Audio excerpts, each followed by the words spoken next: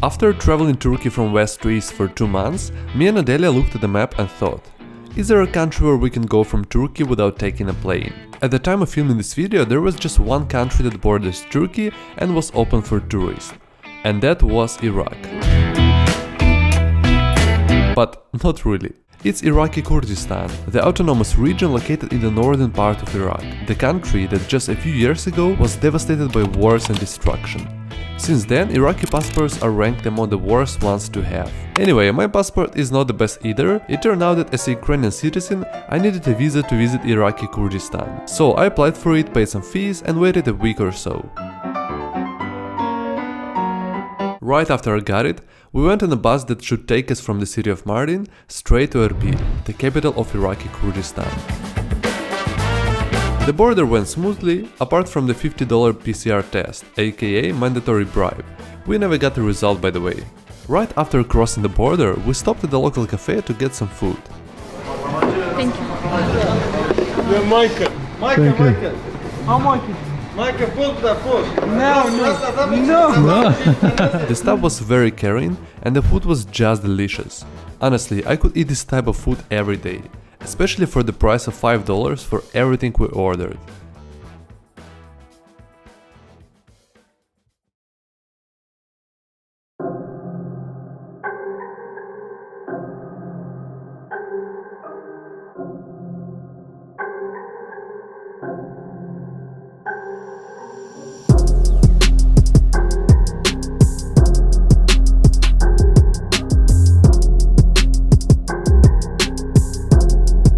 A couple hours later, we arrived in Erbil and took a taxi to our couchsurfing host. While driving there, we were surprised by the quality of the local roads, shopping malls on every corner, and the vibes similar to a wealthy Middle Eastern megapolis.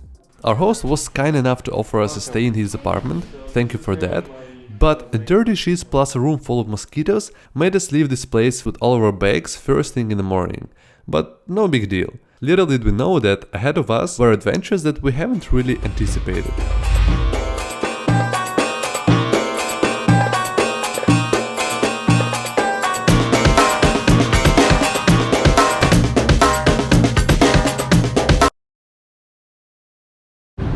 Look at this road, so many cars.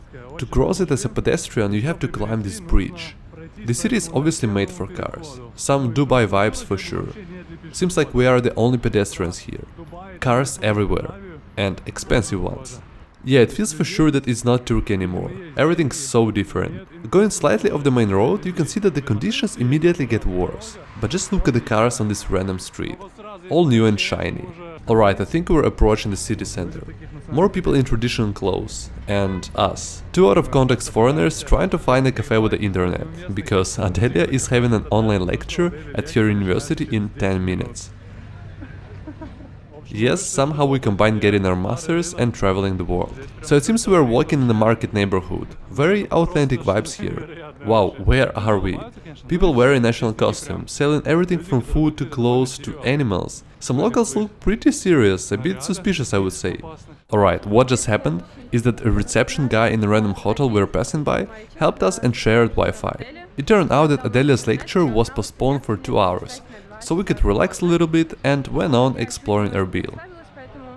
We for sure entered another world. Everyone is greeting us and looks very surprised to see foreigners here. Not so many tourists come to Iraqi Kurdistan. Another thing we noticed is that people wear national clothes, but mostly older men. And also, because of the huge traffic, this place reminds us a little bit of Southeast Asia. After buying a local SIM card, a friend of mine approached us and offered to show us a good breakfast place. Right on point, because we were starving. But instead, he took us to his car, and he wanted to drive us to a restaurant where, as he claims, they serve a delicious breakfast. A question, are we supposed to get into the car of a total stranger in Iraq?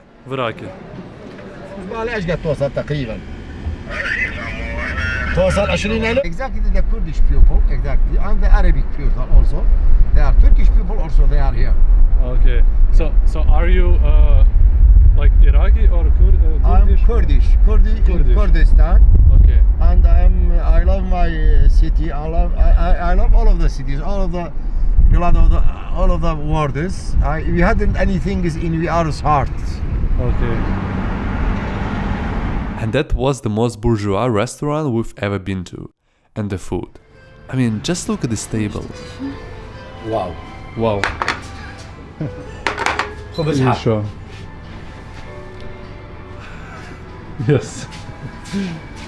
Thank you very much. Zor spas. We ordered a typical breakfast and got 4 types of rice, half of an animal, lots of small plates with appetizers and freshly made bread. While making this voiceover now in Berlin, I'm seriously considering going back to Erbil just to visit this restaurant once again. So, Adelia was having her online class and I was getting more and more anxious about the price we have to pay for all this food. Yep, we didn't ask about it upfront. Our excuse? We were stressed and very hungry. How was your lecture? I asked. I don't like it, she said. It was so awkward.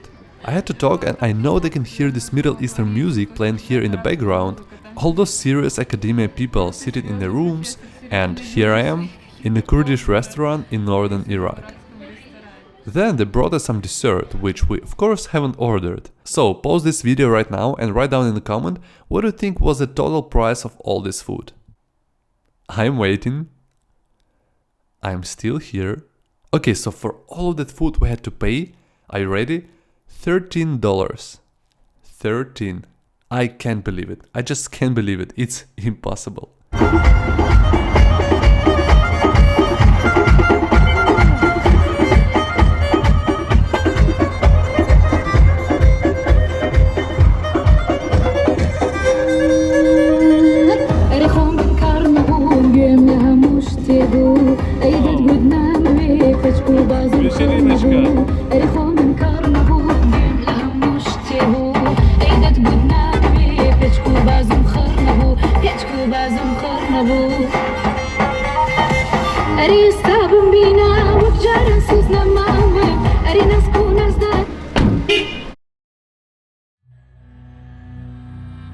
To truly understand the city, sometimes you need to leave its touristic center and walk around the suburbs and surroundings.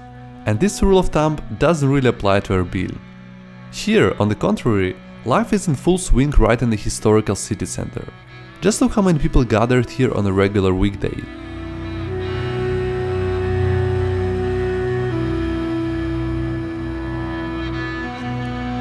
Behind me you can see the Erbil citadel. It is possibly the oldest continuously occupied human settlement on Earth. Just recently the last inhabitants of the citadel had to leave, in order to preserve this ancient monument. Since then the Erbil citadel received UNESCO World Heritage status.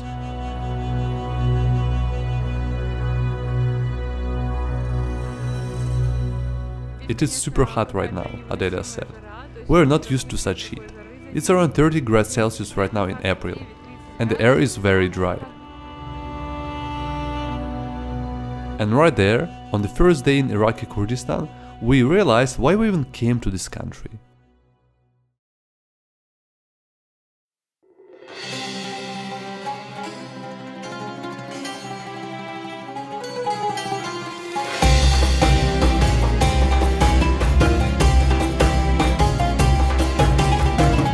Kurds are incredibly friendly and hospitable people. Everyone who knew at least a couple words in English considered it as their duty to come up and ask us if we were alright or needed any help. What a friendly people. To be honest with you, all this fantastic hospitality even seemed a little bit suspicious to me at first. But it turned out it's just how things are in this part of the world. So, to say at least, we were receiving an extraordinary amount of attention. Everyone looked at me and Adelia like we're some kind of celebrities or something. But what's more interesting is that most people also wanted to take a picture with us. Look at my new friend. I have so many friends here. Cool, right? And more friends. Now, meet Said, a super friendly guy from Baghdad. He also speaks Turkish, so Adelia can communicate with him a little bit. What do you speak Turkish? Ben Türkiye'de 5 sene. Hi. How are you? Yeah. Are you good? What's your name? My name is Sai.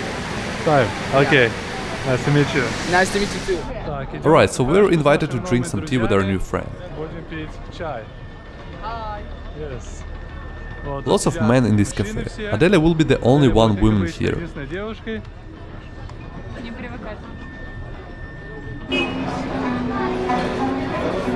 How are you? Then Said introduced us to all his family via video chat. Adelia is a tiny bit overwhelmed. I will have to spend the rest of the month alone to fulfill my introvert needs, she said. Said told us some crazy stories about his life. A few years ago he had to move from Baghdad here to Erbil because of safety reasons. He got shot a while ago and some Iranian gangs are after his family apparently. Maybe just half of it is true, I don't know. But it's some crazy shit, that's for sure. But here in Kurdistan, it's relatively safe and stable. Then we went to another part of the city to meet our new couchsurfing host Sardar. Hello. Hello, Adele. Nice to meet you guys. Me too. He's a journalist and translator, and as we found out later, he had as well some crazy stories to tell. But that will come in the next episode of this series. By the way, the whole footage was recorded in my native language for my another YouTube channel, so that's why I had to voice over the whole story in English, which took time and effort, so please like this video and subscribe to the channel. I'd really appreciate that. See you soon.